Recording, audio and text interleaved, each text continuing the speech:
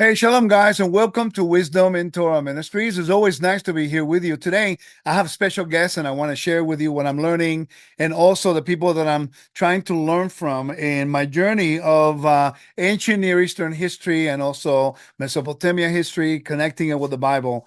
And I have a special guest. I reached out to this gentleman. He's a professor, very renowned professor of ancient Near East and expert in Mesopotamia. And I reached out to him via Messenger. He actually answered, and we've been trying to develop a friendship and a relationship in the scholarly world. And he turned out to be a really, really nice person and gave me some time. And I'm honored that he was willing to share with me some of the stuff he's learning. I invited him to do a podcast, a type of an interview. He actually said yes. So I'm really blown away by his hospitality, and I'm very grateful to have the opportunity. Now, to give you an idea who he is, I want to give a little intro to his bio. Not something that he gave me. He doesn't like bios, but I thought for the sake of the audience and what we're trying to do, I think we need to pay honor to those people who paved the way for us. He is responsible for some of the very well-known commentaries. This is the Bible background, IVP at Bible Backgrounds Commentary, the Old Testament. He's one of the editors and writers of it. I'm very beneficial of that. He's actually has one of the few resources, the same book, but in Spanish. So it's very, very good information. So who is Professor Mark Chavalas? Now, let me give you a little background on him. Professor Mark Chavalas is a prominent scholar and historian specializing in ancient Near Eastern history and languages. While there is no formal autobiography authored by him because he doesn't like them, but he earned his Ph.D. from University of California, also Los Angeles, UCLA, ancient Near Eastern history. His scholarly focus is in languages, history, and archaeology of Mesopotamia, particularly the regions with comprised ancient Babylonia and Assyria. Also, he is known for extensive research on Mesopotamian literature, as well as his work on intersection between the ancient Near East culture and also biblical world. He has authored and edited very important books. For example, the Ancient Near East historical sources and translation, where he compiled translations of ancient texts and give readers insights into early civilizations. And I'm honored to have him here today. So I want to give him a welcome. We're also going to ask him questions and about the topic at hand. And he's been very gracious to accept my invitation. So welcome, Professor. How are you? Hello. Are you doing good? Thank you for joining us, by the way. I'm an honor that you're here, and thank you for the opportunity to interview you. And I want the audience to get to know you. It's something that as we continue to learn, and you probably don't know because you only met me recently, but in an indirect way, you're very responsible for some of my development and my studies on the Ancient Near East, alongside Pritchard, Ancient Near Eastern Texts, Mendenhall, Sasson, Meredith Klein, MacArthur, Kitchen, and some of the other people that we talked about, Wayne felt that you work with some of them. So I want to thank you for your work and for the opportunity of the audience to get to know you a little bit better. Well, thank you. I'm sort of mystified by that. All I can say is God works in mysterious ways. He does, but you'd be surprised how many people actually want to learn about this topic. It's as John Walton always says the Bible is written for us but not to us, and you would attest to that. So I want to ask you some questions. First of all, where are you living now? Let them know what you're doing. A lot of people don't know you, and I want them to. So give them a little background about other than the introduction I gave you. Well, like you, I'm a California boy, Southern California, but I've been living in the Midwest since 1989 when I got my position here at the University of Wisconsin-La Crosse. I am now currently emeritus, which just means I'm retired and I have a little card so I can get on campus and still use their resources. Yeah, that's funny. And so we're still living in La Crosse. We mainly because of our kids and grandkids, we can't move because it's our base. And so all that means is that I'm doing research, but I don't have to go over to campus to talk to anybody about it. Great. One of the things that I've learned I started learning engineering stuff in 2010, and it kind of revolutionized my mind because last week when we talked, your expertise is Mesopotamia. as you know, it's very significant that we understand that area of the world because our forefathers, Abraham, Isaac, and Jacob, specifically Abraham, came from that area. Many of the events biblically occurred in that area. So a lot of people are not informed about the importance of archaeology, topography, history, and especially in the area that you study. So, just as a quick intro, what are the areas within Mesopotamian history that you focused in mainly in your research? Well, it's interesting. I sort of came by this way without a lot of knowledge. I simply knew what I liked, and I liked to study history. I liked to study the Bible and backgrounds.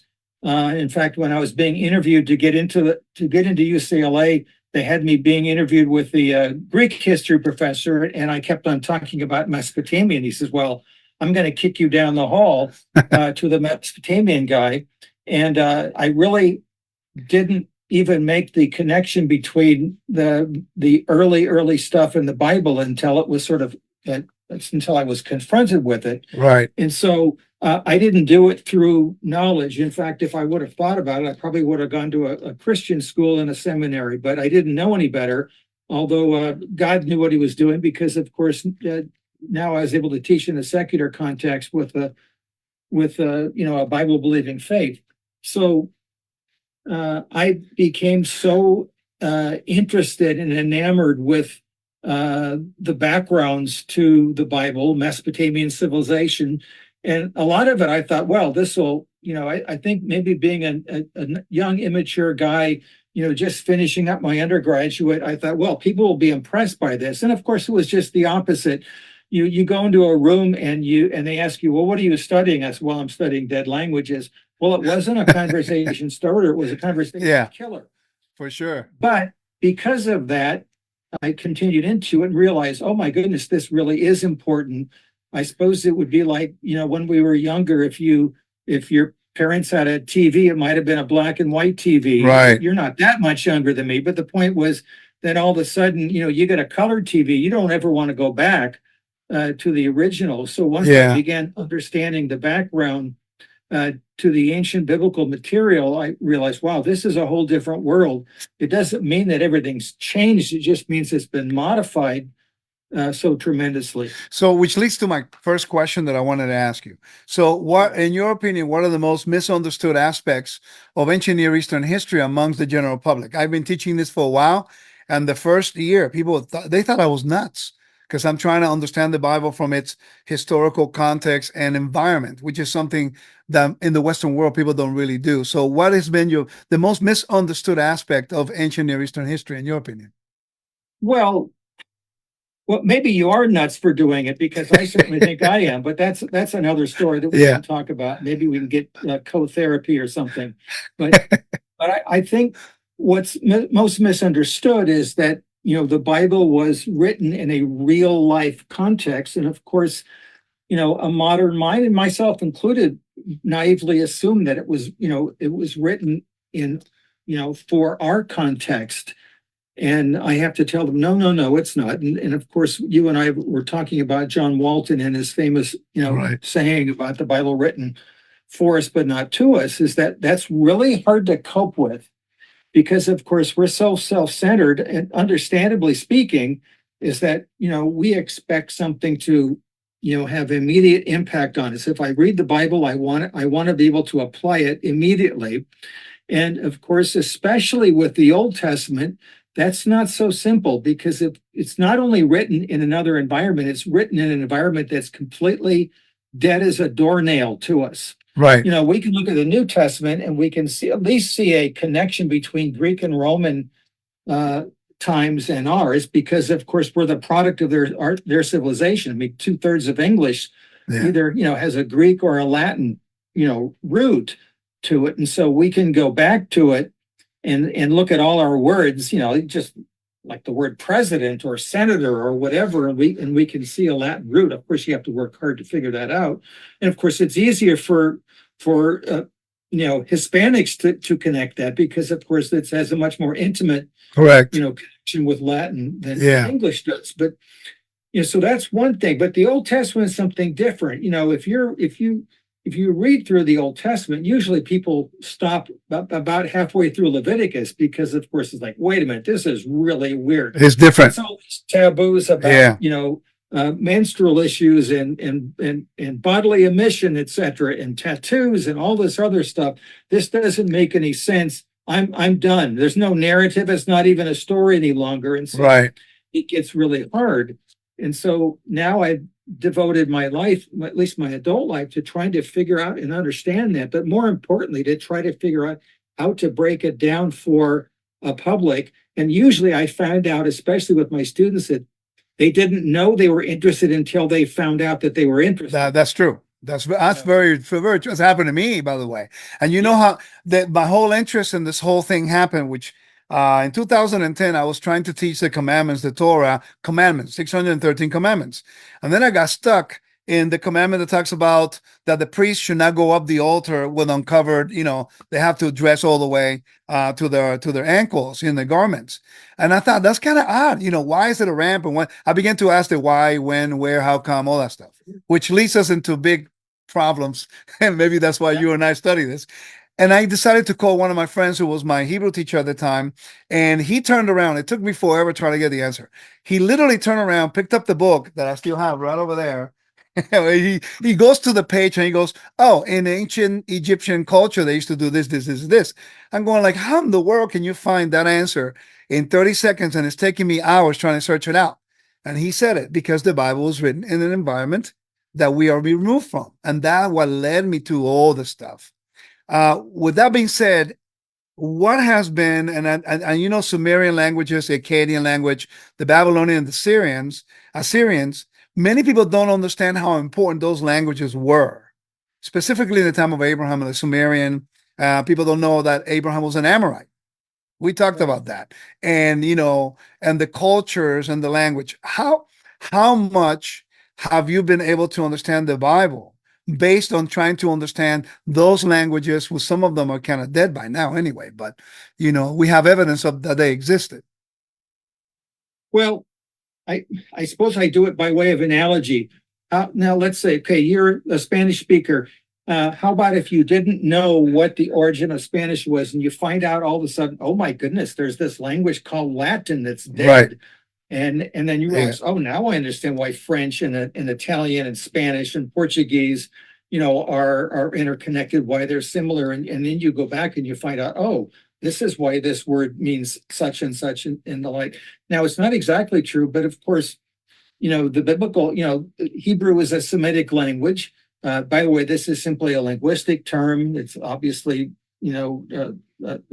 a shock value term today, but I'm simply using it in terms of language. And there's lots of other Semitic languages. Most of them are dead. Yeah. And the one that was uncovered that was most sensational, not quite 2 centuries ago, would be popular. The popular way, one of the dialects is called Babylonian, but the most generic way of speaking it is Akkadian. Right. And Akkadian was, I would say, a great uncle to biblical Hebrew. Okay, so it's not a direct ancestor, but it's related to it.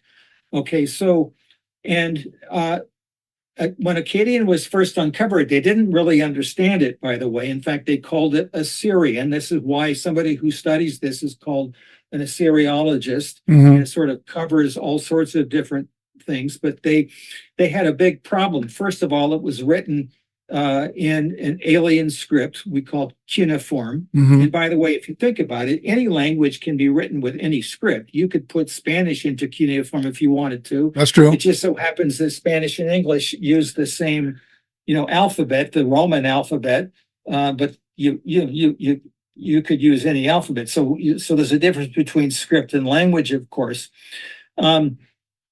Thus far, I'm guessing they probably have found about 500,000 or more texts in Akkadian. There actually are multiple languages written in the cuneiform script. For example, the British Museum has over 130,000, and really only a small percentage of them have been published. They've all been cataloged, but there aren't enough starving Assyriologists to go around to translate them. I'm guessing at the rate they're doing it, it might take a couple centuries. I read an article a few years back, like 11 years back, that when you do ancient treaties, and you can help me and correct me if I'm wrong, I don't have a problem with that. But when they do ancient treaties, they will do it in different. That's why there's two tablets, because they will do one for the, if two kings, you and I come into a treaty, you write it in three languages: your language, my language, and the Akkadian, because the international language. Yes. And that's quite interesting, because then the commandments, you have two tablets. People don't realize they were written on both sides, one for the Israel, one for God, but you don't need the Akkadian, because this is directly for the Lord, you know. Well, and who knows whether there was any Akkadian there. If you find those tablets, let me know. That's true. That would be fun. But yes, in the international treaties during the late Bronze Age, Akkadian was the international language, kind of like English is now, and French was, and then Latin was before that, and even before that, Greek. And so Akkadian was international language. So if you're a Hittite king living in central Turkey, and you're offering a treaty to the Egyptians, your scribes will, in fact, we've actually found Hittite drafts of Akkadian, and we know there would have been an Egyptian copy also. And so, in fact, we found nearly 350 Akkadian tablets at El Amarna in Egypt. And so we know that the scribes were multilingual. Clearly, Akkadian was not their first language, and so there's no doubt about that. But Akkadian was being used. It's a great uncle to Hebrew. And why is this so important? Because really there are upwards to about 2,000 words in biblical Hebrew. And by the way, I'm no Hebrew scholar in my opinion, but there are about 2,000 words in biblical Hebrew that are single word attestations. And so they're really hard to understand except their context. A silly example that I would use in my class, if I say the phrase, the quick brown Google jumped over the lazy dog, your first question is, well, what's a Google? And my answer is, well, that's really silly. I know what it is. It's quick and it's brown and it can jump over a dog. But oh, you want me to be more specific? Sorry, I can't. Until I find the etymology of the word or the like. And so there are lots of words like that in Hebrew. If we're able to find a cognate in Akkadian, and by the way, there are other Semitic languages that are even closer, that at least gives us a fighting chance to figure out what the word might have originally meant. So, it's interesting. You mentioned the El Amarna text, and as I was reading them, I found the adoption language. I found vassal treaty language. It's not of surprise to me that they were using some of the Akkadian script in the Hittite, because there was a covenant between the Egyptians and the Hittites at one point during the time of the Bronze Age. So I'm not really surprised by that. With that being said, have you had an opportunity to look into some of the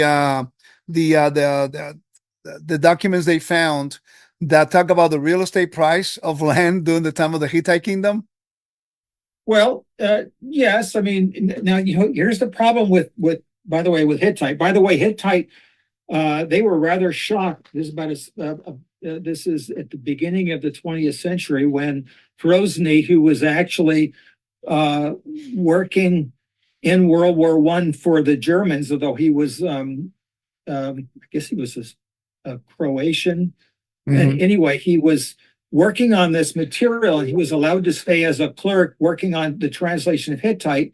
And he shocked the world by figuring out that Hittite was an Indo-European language. Nobody believed him for a while until he showed them a text, and they found the Hittite word for water was watar, which was shocking. And then they found the Hittite verb for to eat, essen, sounds like the German word essen. And so they said, oh my goodness. And so Grozny was able to figure out that it was an Indo-European language, even though it was Indo-European. Here's the problem with Hittite. We have very few, all the texts we have are basically from major cities that are connected to the crown. So we don't have the average contract that we find in Mesopotamia amongst Hittite texts. Hittite texts run right now about maybe 50, 60,000. And so we don't have the average. So when it comes to sale documents, for example, and price, they're not in Hittite, they're in Akkadian. Right. We actually find lots of those in a period before the Hittite Empire. from Assyrian, what do you want to call them, traders who were interacting. So that only shows the interconnectedness of the ancient society, though. Yes. I mean, that's something that we don't. For example, when I'm doing my research on the Torah portion for Balaam and Balak, many people don't know that Balaam was from the same area that Laban lived. Right. In Padam Aram, which is a very important place in the geography in that place. So, right, and of course, Balaam, by the way, has been found in a fragmentary text in a Western Semitic text quite a bit later in the Iron Age. There's a fragment of a Balaam story, and so it's pretty obvious even in the Bible that he's a pretty famous guy, right? And of course, if you think about it, sort of tongue in cheek, he's a famous guy who's sort of made to be a donkey because, of course, since the donkey was the most ignorant and stupidest of all animals, and by the way, it still is in the Middle East. I remember going there, and the worst thing you could call somebody would be a jahesh, a donkey. And my guys would interact back and forth. But if somebody brought up the word donkey, it's like, okay, you've just crossed the line, buddy. No more insults. So that means, wait a minute. So that means that the biblical story is actually insulting him. Yes. Exactly. Oh, I did not know that. This guy in the Near East who is schooled by a talking ass. And so there's, to me, it's more than irony. It's supposed to make the listener laugh, like, oh my goodness, that's the silliest thing I ever heard. Right. Yeah, you have a very good course on logos, by the way. If you have logos, I highly recommend your course on women in the ancient Near East. Right. And you learn a lot because today in the Western world, women have a very different role than it was in biblical times. For example, there's an argument amongst Torah followers that women want to wear the sitiot. It's called the tassels. But as you know, in ancient culture, it was patriarchal in nature. It was basically men were always leading ahead of the curve, in the public arena because of honor and shame. So I'd like to know a little bit more about the role of women in Mesopotamia in the ancient area, and also in regards to temples, if we have anything on that. Because I know in the Greco-Roman world, they have, priestesses and stuff in some places. But I'm kind of curious. And that's one of your areas that you've really done a great job on. Well, in Mesopotamia, we have loads and loads and loads of documents that have females as subjects, although they're usually not the main subject. And so, of course, I think we mentioned this last week when we chatted, is that we're asking questions about the documents that they have no interest in answering. And I think the Bible is the same way. And so if you ask what were women like in Bible times, my first argument is that the Bible isn't interested in answering your questions. So you've got to really, dig a little deeper. And so the same thing with Mesopotamia. We find women who are heavily involved in contracts, in legal texts, and are talked about quite often in the law codes. However, what we don't know very much about is how they actually interacted on a personal level with each other. In other words, I look at it this way. If we were living in the ancient Near East, right now my mother would be the matriarch of the family, although I would be the head of the extended family because my father has passed. Okay. However, because of my personal relationship with my mother, this is how things would probably go. Hey, Mom, guess what? We have to sell some property right now. And though I have the legal right to sell it without you, you have the emotional power over me because you're my mom. And so I want to do anything to make you feel bad or make you upset with me. So, Mom, do you think it's okay if I sell this plot of land? Yeah. Maybe if I had a bad relationship with my mother, I would do it anyway. But the point is, for example, at one site in late Bronze Syria along the Euphrates River, there was a city called Emar, E-M-A-R. And I would really look this up because it has really powerful relationships with the Bible. There, a father who is basically doling out his inheritance before he dies, he'll write to his sons. He'll appoint one of his sons as firstborn. It doesn't have to be the one who was born first necessarily. But he'll also say, let's say he has three sons. he'll write to each of their son, okay, I'm giving this to this son, this to this son, this son. However, I'm appointing my wife as father right now. In other Right. words, she's going to be the legal inheritor. And so you have to take care of her until she dies. And if you sort of diss her at any reason and she feels that way, you will be disinherited because she's the father. If he has no sons, he can appoint a daughter as a son. Now, that doesn't mean she's changing her Right. gender. It means that she's legally changing her gender. And so she has the legal power. So I'm saying that the legal and social power in Mesopotamia was clearly patriarchal, but I'm guessing that behind the scenes it was probably not a whole lot different than our culture. Right. It's more because of culture and the role of man within that culture too. Right. And so this is, by the way, this is why I think, when Peter in second, what is it, First Peter 3, when Peter talks about the fact that men should be basically compassionate to their wives because they're a weaker vessel. All he's saying there, by the way, is guys, it's pretty obvious that you can overpower your wives because men tend to have a bigger upper body strength than women. So don't use it to your advantage. Yeah. Because and so I think the same thing happens in Mesopotamia, is that I could physically overpower my mother, but boy, I would feel pretty crappy if I did that, and everybody else would. For sure. So For sure. even think of it. Absolutely. It's interesting because, for example, I was doing some research on women in the ancient Near East, and then I came into your course.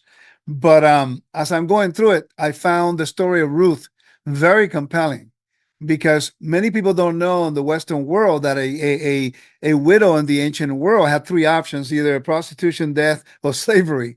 So, the fact that she was willing to reject the only place she would have any kind of opportunity to have honor, her father's house, and to have a husband and to have children, she was willing to forego all of that just to help another widow from another country. Shows the incredible character of Ruth as somebody who was truly moral and righteous, although came from a pagan background. Right. No, I think that you're right, is that from a social standpoint, she's about the whole point of the story is to show that she's at the lowest point of the low. Yeah. She's got no options whatsoever, and she's basically pulling her lot in with Naomi. And really what she's saying is, I'm pulling my lot in with your God. Mm-hmm. And so she switched sides. She probably knows nothing about the God of Israel except from what she's learned from Naomi, and she wants to do it. And of course, her sister-in-law has decided that she's going to go her own way. And of course, biblical stories like to do that. It'll take the most unlikely person. It's the second child born, or the most unexpected person, and they're the ones that are going to flourish in this. And so that, why is this story being written down? Ruth is going to flourish. And of course, the whole point of the story is to show that David's got some good stock in his background, because everyone knows he's got some Moabite blood.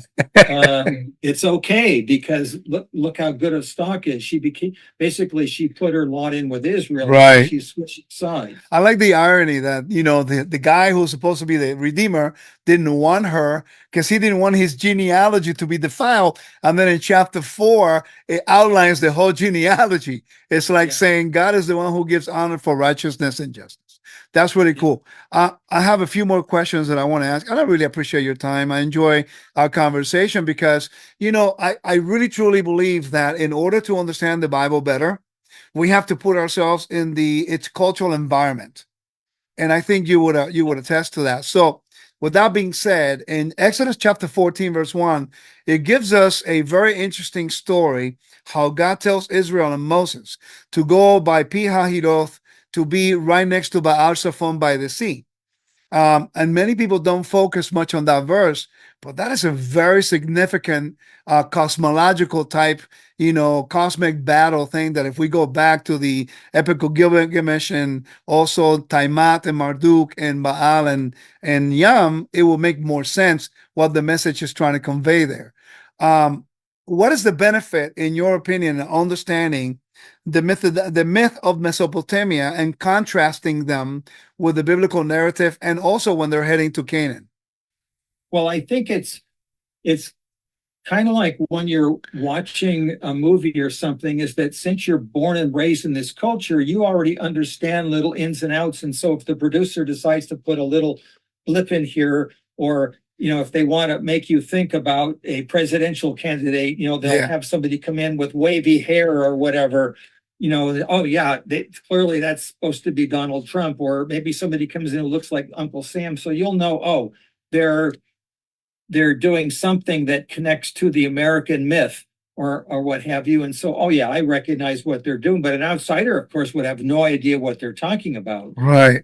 So the same thing is going on here. It's not so much that the writer is directly addressing those things to attack them. He's addressing them to make fun of them. Everyone knows that in the pagan world, things are completely upside down. This is why, by the way, I cannot disconnect the Exodus story from Genesis. And so from the very beginning, when the writer, let's call him Moses, when he talks about the deep in the second verse of Genesis. I was going to ask you about that. Yeah.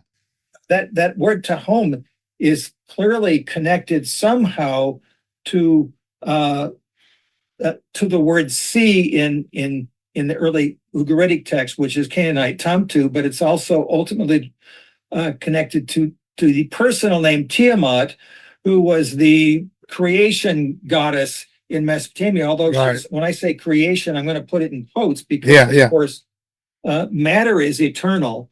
The God personhood comes out of matter. I'm not quite sure how that works, by the way, since I believe in the reverse, but the point is personhood comes out of them. And so she's the one who creates or forms matter, and it basically goes against her ultimately. And so all these little things are in the background to the Genesis text. The readers will understand them. In fact, they probably understand them all too well, because I think in many respects, the writer is trying to deprogram his listeners. Because think about it. Think of Abraham. When Abraham follows the God of Israel, all it means is here's a polytheist who's now deciding to put his lot in with this particular God. Does he understand that all the other gods are negated yet? Perhaps not. And I think it probably takes him quite a long time, and maybe he doesn't even fully understand that, because I think the whole purpose is that he's changed sides. That's all that matters for him. Yeah. But here are these writers saying, the difference between polytheism and monotheism is a lot bigger than many gods and one God. It's a whole lot bigger than that. So I'm going to have to deprogram you. And so 24 years to deprogram him. Yes. And so I think part of that is what's going on there. And it's really hard for us to understand that, because even when I talk to my students, I said, all of you guys are monotheists. And, and I remember a student telling me, well, no, I'm not a monotheist, I'm an atheist. I said, in order for you to be an atheist, you have to tell me exactly what it is that you're not believing in. And so basically what you're saying is, I'm rejecting that monotheistic training that I have, except that you think like a monotheist to say that. And so you only have a monotheistic framework. Correct. They didn't even have that. Yeah. In ancient Greece. And so I think this is what Moses is doing. And so there's something behind the scenes, I think, basically in every verse in the Old Testament, that they're wanting to make you think of something. And of course, my job has been to try to figure out what that something might be. Well, I'm with you on that, because I've been on that same journey for 14 years. And the more I dig into it, the more I keep finding out. For example, when I talked to you last week and you mentioned that about Tahom in Genesis, I've read that text many times. And even though I've understood a little bit more about the great work that you've done, that John Walton has done, and all the other scholars of the ancient Near East, but sometimes, like for example, Yam in the Canaanite motif was the god of the sea, and then in the temple, the laver of the temple, Solomon calls it Yam. So the question was, why is the name of the laver where they have the water in the temple is called Yam? But I didn't know the story of Baal and Yam. Then when I read the story of the motif in Mesopotamia, then also in the Canaanites, when I go back to the temple, I'm going like, oh, is God showing authority over the underworld, over the Leviathan, and under the abyss? And then there's a prayer in Sukkot that we pray on the last day of Sukkot, right? Tabernacles. And it's quite interesting. It says, may it be your will, may it be your will, O Lord our God, that next year we built our sukkah with the skin to Leviathan. And I thought, wait a minute. I know what Leviathan represented, the underworld and the dragon and the serpent. You mean to tell me that the Messianic age is the victory over death? That's what represented. So it's like a whole storyline trying to develop, like a really, like in Spanish, they have a soap. You know, you have to stick tuned to the storyline to know the outcome. Oh. And then you have Yeshua walking on water. See, that makes no sense to the Western world, but to somebody in the first century, that would have made perfect sense. You know, dominion over the underworld. I think that you're right. When Jesus basically controls the water by walking on it, you know, the undertones are very powerful. That Yeah. You know, for us, it's like, okay, walked on water. It's like walking on air. No, it's not. Yeah. It has meaning to it. And so Isn't that fascinating? It's exciting because now you look at the Bible complete different eyes. Yes. You know, I was always curious, Professor, about, I know you told me to call you Mark, but I want to call you Professor because that's your title. All right. And I honor that. I'll try to- All right. Okay, so in Genesis, I was always wondering, why was it important for us to know that God created man out of the dust, right? You know, and then he blew on him the breath of life. Until I began to study the story of Khnum in Egyptian motif. It's quite interesting that he's the potter, you know. And what a contrast God is trying to convey in the book of Genesis. Like, no. It's not your God. It's I'm the one who give life. What have you found in your research of ancient Near Eastern culture when you read the book of Genesis, specifically the first 3 chapters? What do you get out of it? Because I know there's more to you and maybe to me than the regular listener because they're not really in tune with the background. So what do you get out of those 3 chapters as a scholar of the ancient Near East? What is the message? I want to preface first because, and I'm sure you understand this, but maybe the audience is wondering if it's, wait a minute, do I have to do all this stuff to understand the Bible? My answer is no. This is what you can do to understand the Bible better, but Right. It doesn't. But you can be 4 years old and understand the basic truths of the Bible. Yeah, that's true. So this is icing on the cake from that standpoint, except that if you ask me what the icing is, it's really unclear. And so from that standpoint, this only enhances my understanding. And so it's like watching black and white TV and high definition. Oh, this helps me understand and see. Yeah. I see more things than I saw before. But it's still the same football game that I'm watching or whatever. So Yeah. So when it comes to creation, you know, when in Genesis chapter 2, which by the way simply answers a different question than chapter 1. You know, chapter 1 is the basic question of how did everything get here and how does this all work and what were we made for? Chapter 2 is more specific. How about the individual human? You know, how does that work? And so It narrows the focus.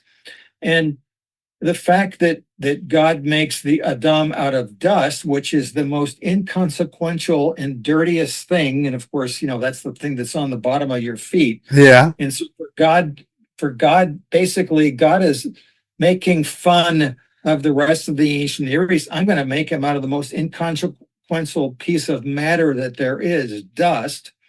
And then, of course, once he makes the Adam, he's not a living being until God does the opening of the mouth ritual, Right. To put the spirit into him to make him a living being, which is making fun of the ancient Near Eastern concept of divinity, because of course the ancient Near Eastern craftsman would be conducted to make a divine statue looking like a human being, by the way. But you want to make the goddess Ishtar, you basically make her out of wood. You get gold plating on her, but she's not the real goddess until you invite her in. You invite her spirit to come in.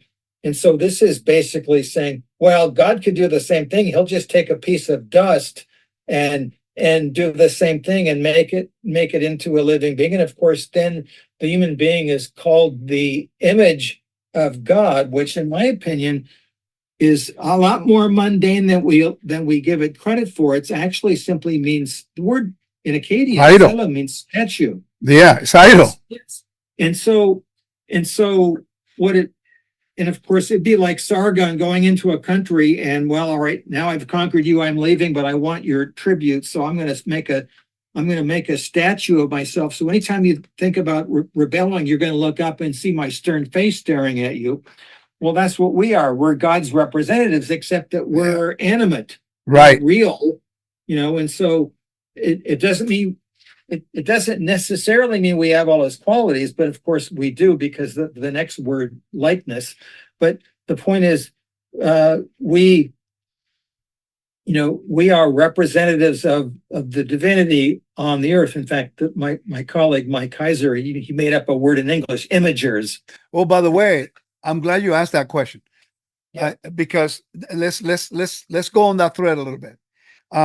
Because sometimes we in the Western world do not understand when it says the Holy Spirit, and we use the word Holy Spirit as something that so common it loses the essence of really what it means. As you know, in the ancient world, common and holy was very significant, specifically in the Bible. So when I read the book of Genesis and I see how God breathed on Adam, makes him according to his image, and then he gives him the role to rule and reign on his creation instead of the mindset of Mesopotamia to be slaves to the gods.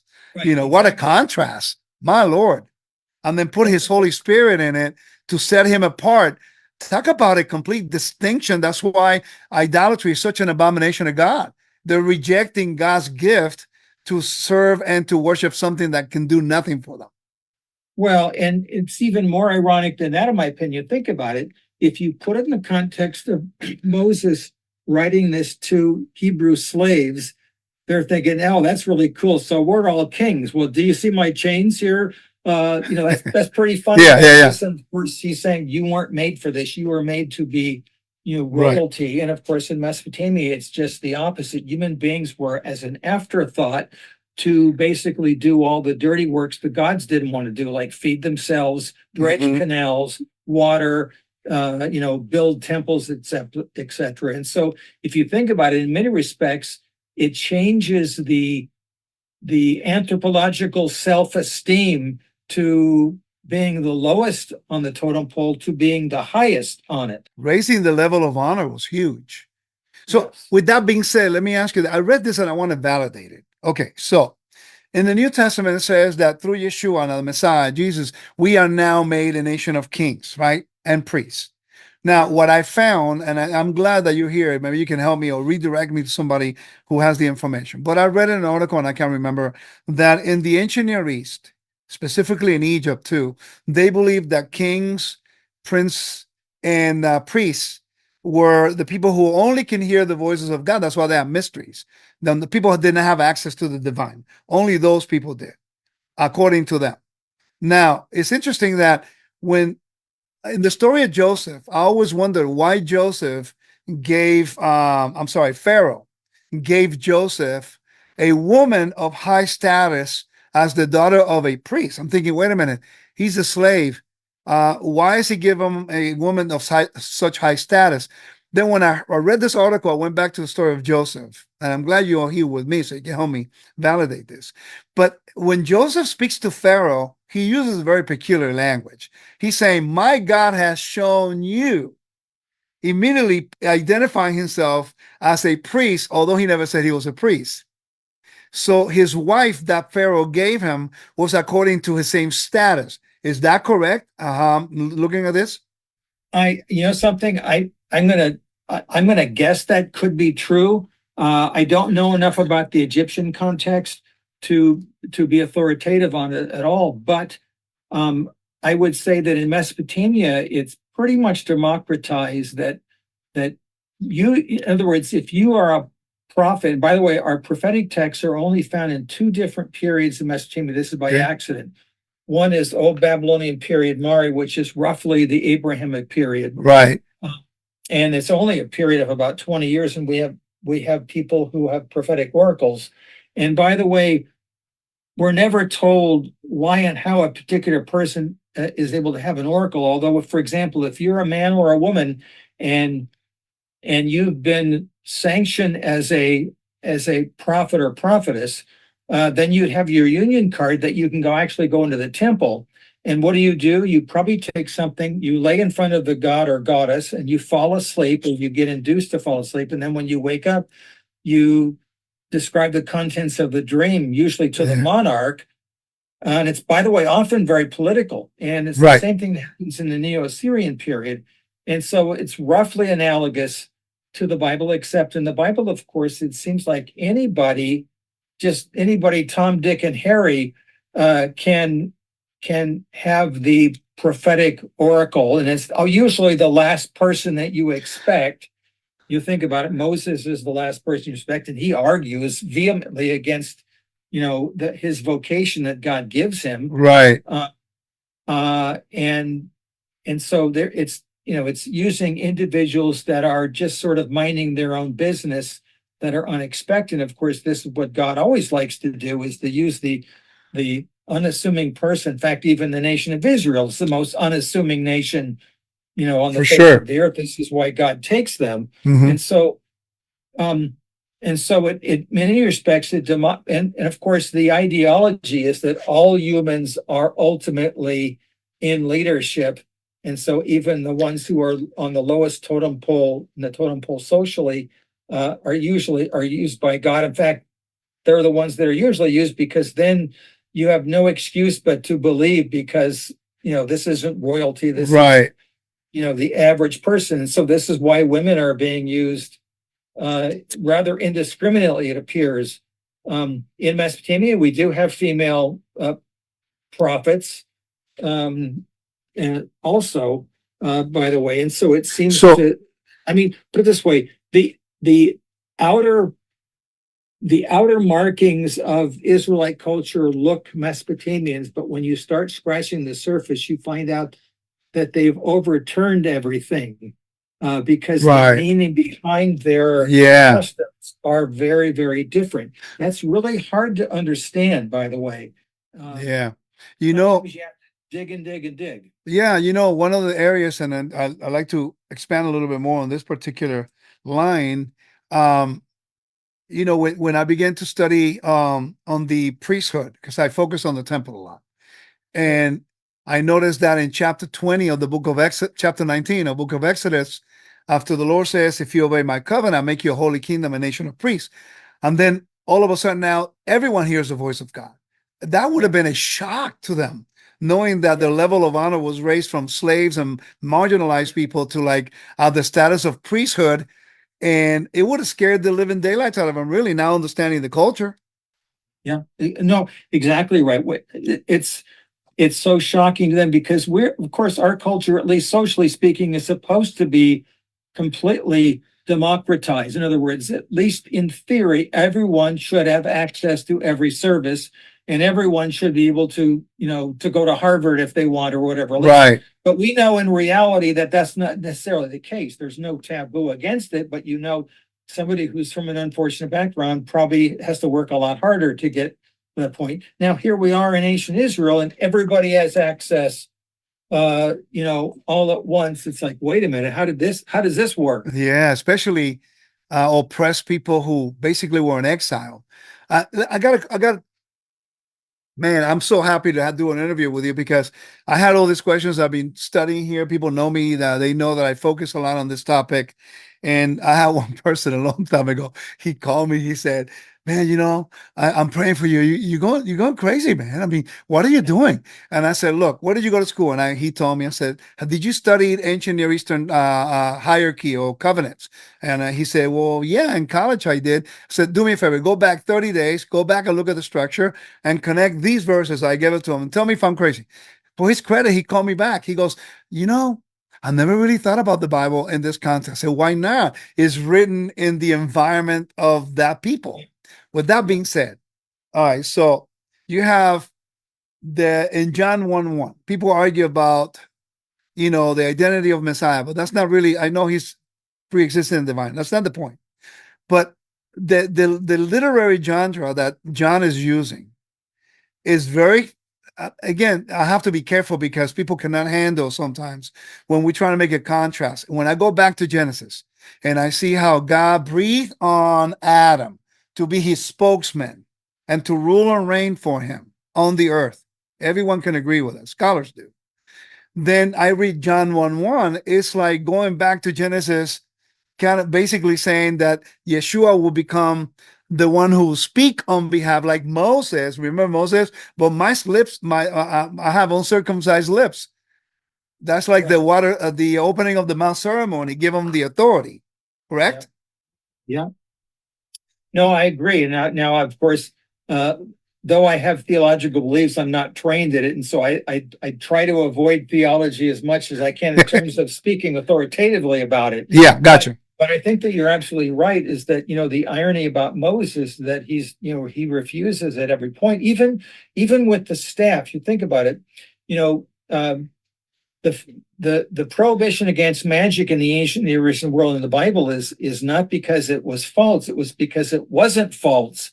The whole point was don't dabble in that stuff. It's anti-God. It works. And so the Israelites use what you might call imitative magic. In other words, it's not really magic. But it looks like it because this is the venue that they're using. So Moses wants God to sort of give him some verification. I'll paraphrase Exodus 3. What do you got in your hand there? Oh, I got a stick. All right, great. This is going to be we're going to use your stick. In other words, if he had a can of soda in his hand, that would have been the thing he would have used. He's using the most inconsequential object. And of course, the same thing happens with his hand. His hand that changes. Well, and I think, by the way, the same way that Jesus performs miracle in the New Testament is pretty much the same way. It's rather ad hoc. It's like whatever, he doesn't have to do any long, soliloquy or monologue. He just sort of decides, I'll just heal. I don't have to go through all this whole process. Yeah. For example, if you have a sick child in Mesopotamia, you've got to go to the, either the Baru priest or the Ashibru priest, and after paying them money, then you've got to, a lot of it is the onus is on you. You've got to go through this long, elaborate ritual of speaking things and performing things and making some imitation things. And then if it doesn't work, the priest is going to say, oh, well, it'd be like it's like your strong password. Well, you didn't put it in correctly. Start over again. But when people don't study that, then, like, for example, I found that in the story of the young lady who died, she was 12 years old. Why do I need to know that she was 12 years old? Unless we're following the prophecies about Israel, because death represented, removing away from the holy, from the sacred space. And all of a sudden now this little girl who's 12 happens to be 12 tribes. It's quite interesting how the contrast, they're sending you a message behind the message.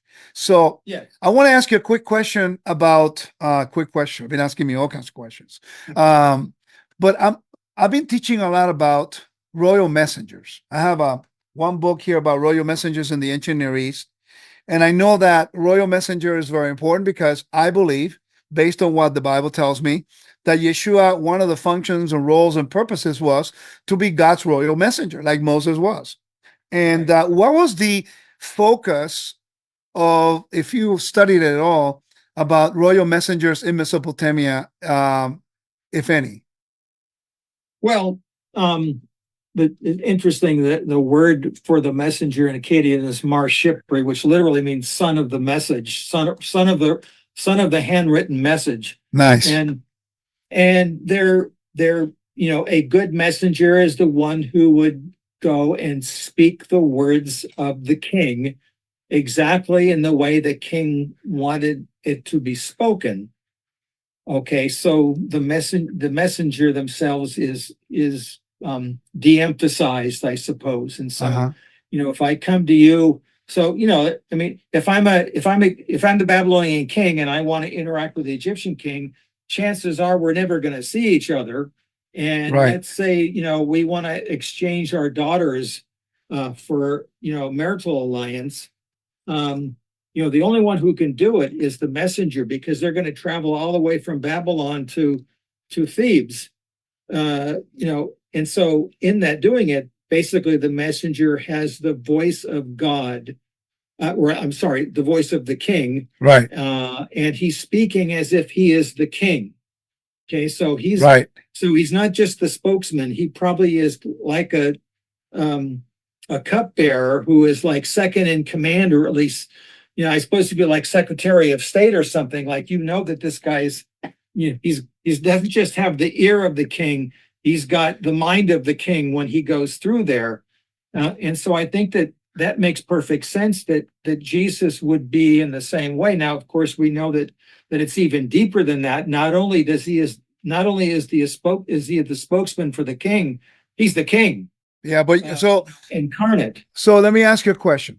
So when Yeshua says, "My doctrine is not mine, who the Father who sent me," that language goes hand in hand with ancient Near Eastern messenger language. Yes, I think you're right. Yeah, that's something that I'm looking a lot into and trying to understand the whole function, purpose of Messiah. And, what's really helped me out a lot. For example, I read that when the messenger received the message, he cannot change one word. Right. He had to speak as if he is the king himself. Right. And that's really telling, because, sometimes we are so disconnected with the context. And now I understand why Pharaoh did not kill Moses and Aaron, because they presented themselves as the messengers of the great king. And the etiquette and the protocols were that if you kill the messenger, you have a problem. That's a declaration of war. Yes, exactly right. Yeah, so I think you're perfectly correct in that. In the sense, it doesn't have to be addressed to the reader, because they would obviously understand that. Is that you kill the messenger? That's a big deal. You decided to all out war. So that makes sense. Let me ask you a little bit about your contemporaries. I mean, you mentioned a few of the writers that I've studied, and it's kind of cool because we in the short time that we've been talking, I feel like I know you a little bit because I read a lot of your stuff, but it's better when you explain it, really. But you work with some really profound, very, very, very good writers and scholars like John Walton. And did you meet Pritchard by any chance? No, Pritchard, I don't remember exactly when he died, but I think he was pretty much out of the picture. I think he was already in his 90s when I began my studies in the 70s, and so I never did get to meet him. So so you have Mendenhall, who is very, very important work from the Hittite perspective, that he moved by his research, they were able to consolidate a little bit more the writer of the book of Deuteronomy. Then you have John Walton, who's been very influential in trying to, understand ancient Near East, as well as alongside you and Meredith Kline and those guys. Tell me a little bit about Kitchen, because his book is very, very good. But, was his focus also Mesopotamia? No, Kitchen was an Egyptologist. Okay. In fact, he still might be alive. I haven't heard that he passed yet, but he must be in his mid-90s now.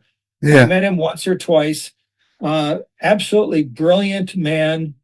Even when I met him 30 years ago, he was retiring, and he already had 30 books in his mind that he was now going to work on in the next 30 years. Yeah.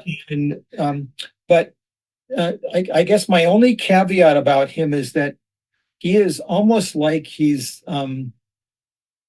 St. George fighting against the dragon. So when he writes his work, especially what is it on the reliability of the Old Testament, that huge book. I have it. Yeah. Well, I wrote a review of it. And my argument about it is that he spends too much time belittling those who don't agree with the evangelical traditions. Mm-hmm. I think that you sort of get stuck in the mud when you do that. Got it. And so that was one of my minor critiques about his work. Other than that, he is a model for us. And by the way, a name that we haven't brought up yet, maybe you don't know or don't know, is Harry Hoffner. Hoffner was Hmm. probably the greatest living Hittitologist until he passed away a few years ago. Also a Bible believing Christian, Hmm. a wonderful man. But if you do any work on Hittite, that's the guy to look at. He also was connected to biblical studies, and so he's. I'm standing on his shoulders. Yeah. So Well, Walton and I are both standing on his shoulders. yeah, you mentioned something that you wrote a report on, a critique, but I like to talk a little bit about that because in the circles that I dwell in, unfortunately, there's no peer review.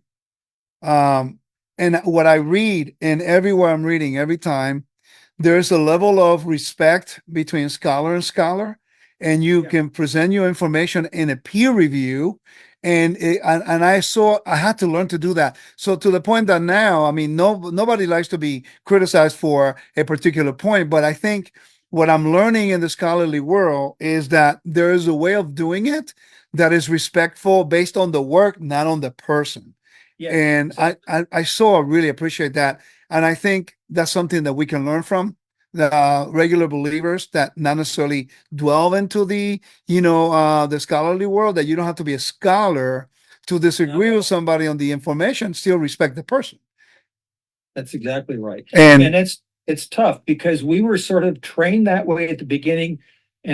Because I was basically my first, week as an Assyriologist in training, we were told, you don't know anything, by the way. And even after being trained like this, you really aren't going to know much of anything. There's always going to be somebody else who knows more. And the material that you're learning will be overturned the next time we find something in the ground. So you have to learn how to be humble. yeah, And so it's supposed to spill out into like, for example, when I gave when I gave my first academic paper over 40 years ago, and thinking, oh my goodness, it's as if you're going out there and you're in your undergarments because you know that you've given this paper and there's somebody out there who's gonna um, uh, yeah, say, "Oh, did you think of this, this, and this?" No, I didn't.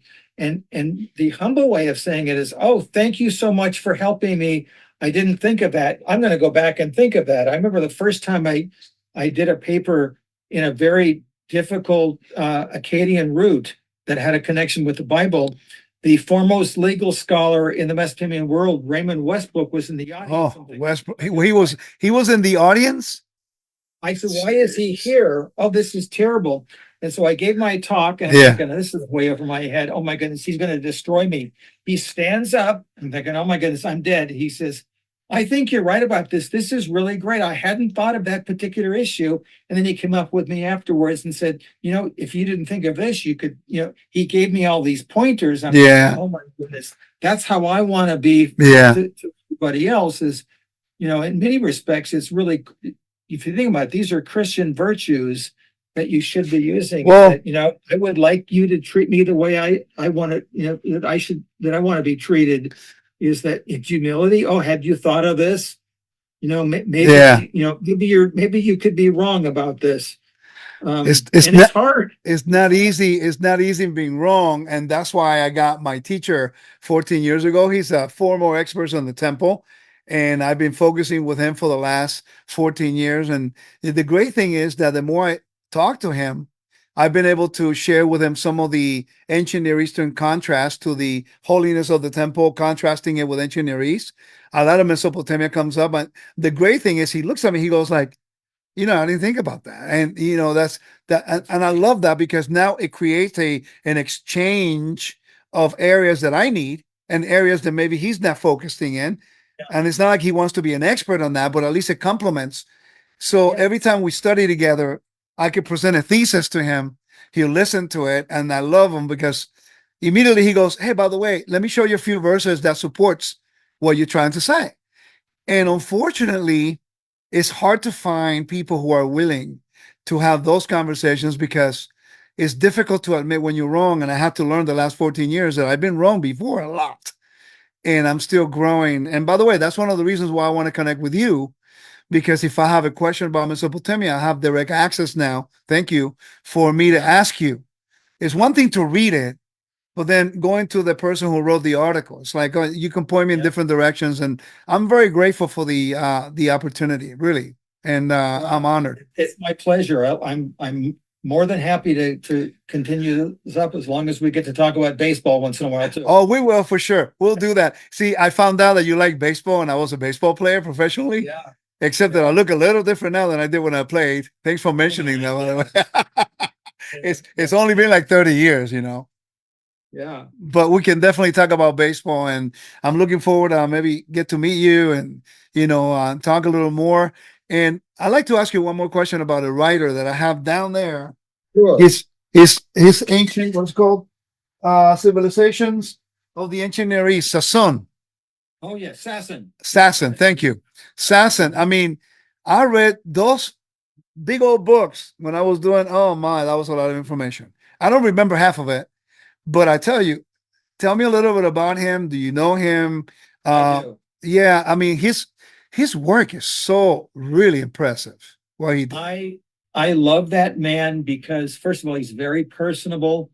He's not a typical Assyriologist in the sense that he just has this aura about him.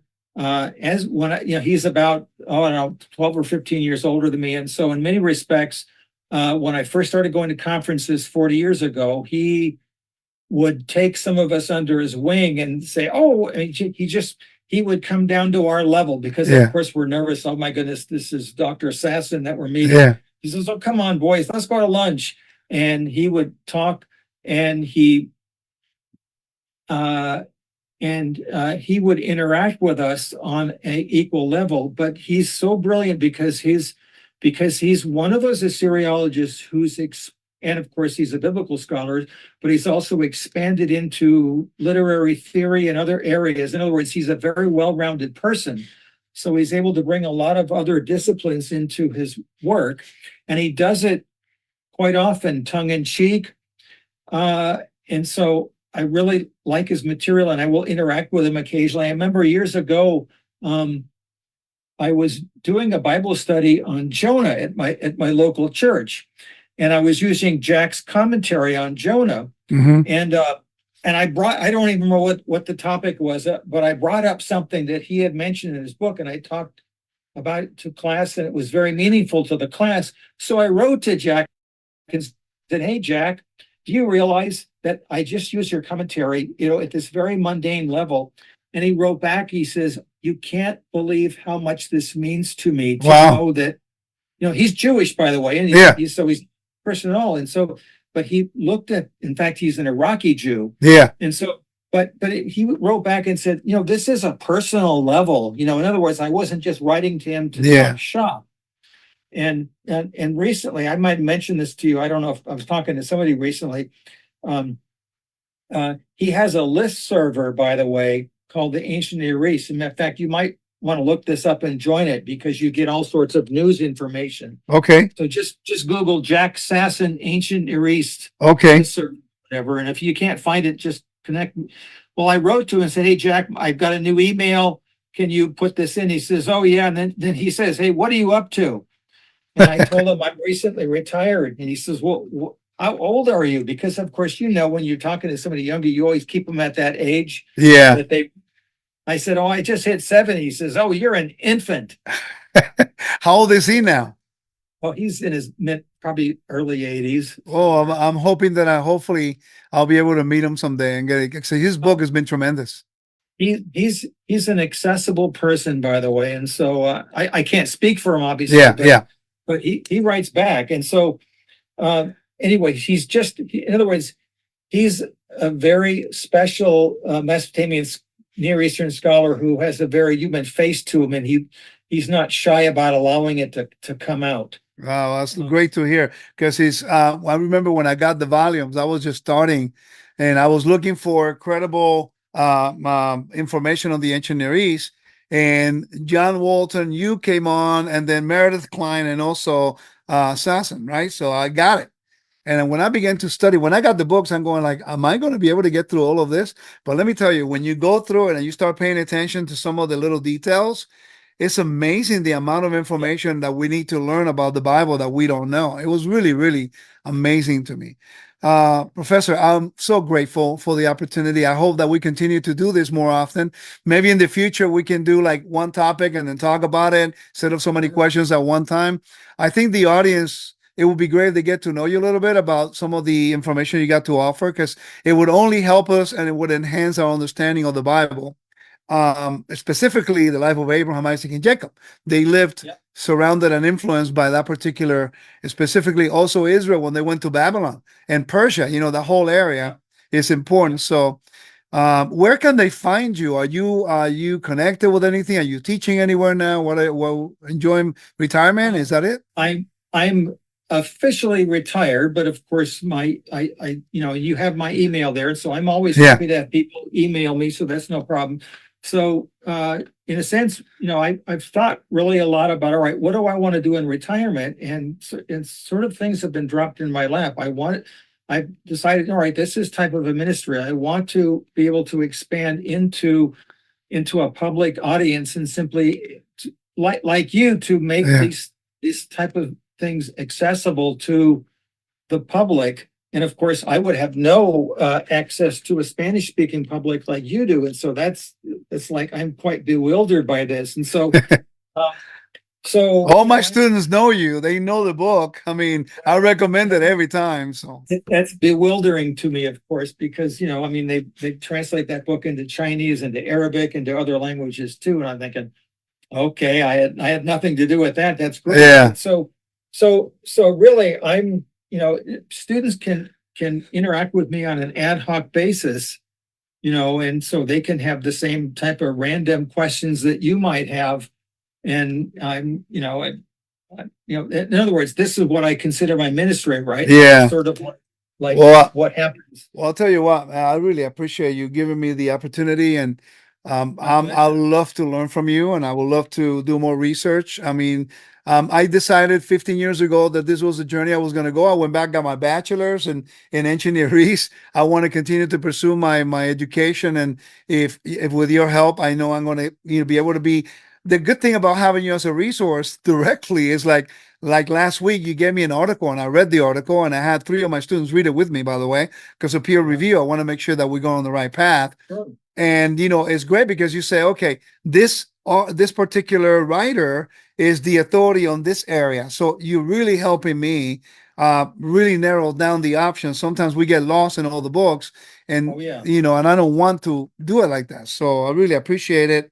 And by the way, if you have logos, to the audience, if you have logos, consider your course, on women in the engineers, correct? Yeah, and in the second one, there's women in the New Testament world. Right. So, very good resource to have, and I highly recommend it. So, I don't know if you're interested, but I don't mean to do it here publicly, but I think I kind of mentioned it to you. But it will be great if we can maybe once in a while continue to do some kind of a podcast, take a topic and let you expound on it a little bit so the audience can learn a little bit more about some of the biblical context in light of Mesopotamian and the ancient Near East. I think that would be very beneficial. And I have an agenda. I want to learn, but also I want the audience to also see that I'm not the only crazy person. That there's also crazy people that like baseball like me and who also like the ancient Near East. Well, no, I'd be more than happy to. So, all right. So I'm all in. All right. Thank you so much, Professor. It's an honor to have you, and I look forward to spending more time with you and learning from you. And all the audience that are watching, consider joining wisdomandtorah.com. Join us. I'm studying there. As you know, I have courses there, and also I'm going to put, with the permission from Mark, I'm going to put some of those videos on my website. So if you want to go and check it out and validate some of the information, it will be greatly appreciated. So God bless you guys. Thank you for joining me. And I look forward to spending more time with you, Professor, and also with the audience, learning more about the Bible in light of the ancient Near East. Shalom to everyone. Bye-bye. Pleasure's all mine. God bless you. Bye-bye. Bye. Hey guys, thank you so much for joining, and I look forward to seeing you guys again. And thank you for the opportunity. As you can see, we're trying to move forward and learning more new things, and connecting ourselves with people who will allow us. And again, we never really talk about theology and stuff. We're only looking at the information. I'm not focusing on the things that we may agree or disagree. Right now, that's not important. But we're looking to complement what he knows, so we can understand it better, to encourage our faith and to make us better servants of Messiah Yeshua. Shalom to all of you. We'll see you guys soon. Bye bye.